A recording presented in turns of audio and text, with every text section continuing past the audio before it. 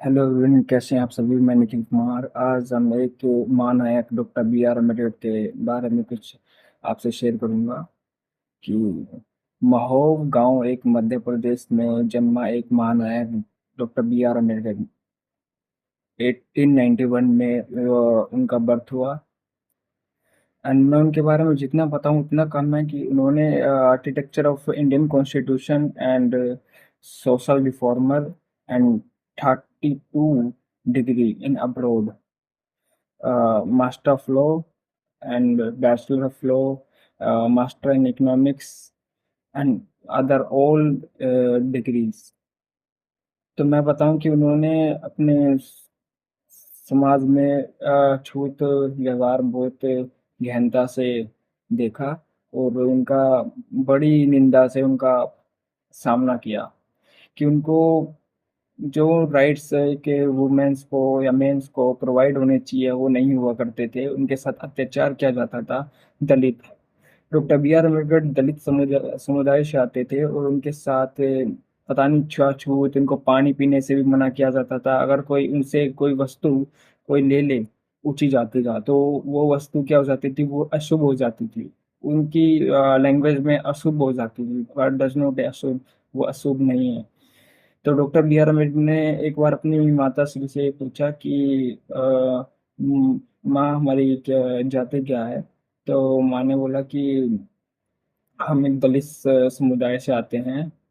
तो उसने एक सिंपल एक क्वेश्चन किया कि मम्मी ये जो कास्टेज हैं वो किसने क्रिएट करी है। तो उसकी मम्मी बोली कि तू क्या करेगा जान के। वो कह रहा कि नहीं नहीं मम्मी, और मैं इस कास्ट को ही चेंज करूंगा। तो उसने अपनी एक दृढ़ता से वो पढ़ा लिखा, स्टेप बाय स्टेप उसने प्रोसेस किया और आगे बढ़ता चला गया और सबका सामना किया। और स्कूल्स में भी देखा जाए तो उनको वो राइट्स नहीं प्रोवाइड किए जाते थे जो सबको किए जाते। पढ़ाई सबको इक्वली एक साथ बैठ के स्टडी करना उनको प्रोवाइड नहीं होता था।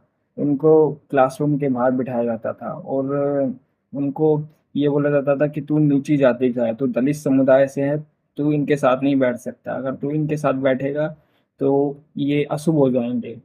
पानी भी उनको ऊपर से मतलब कि बिटिया से ऊपर से पिलाया जाता था।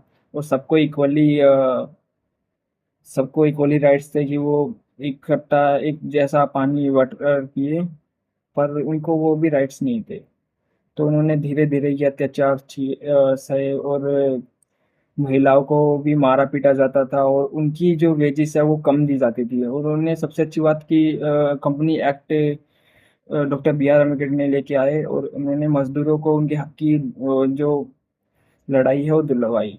उनको इक्वली राइट टू पे, सबको equal right two equal pay. मतलब कि क्या है इसका मतलब कि जितना जो काम जितना कैपेबिलिटी से है उसको उतना मनी उसको दिया जाना चाहिए।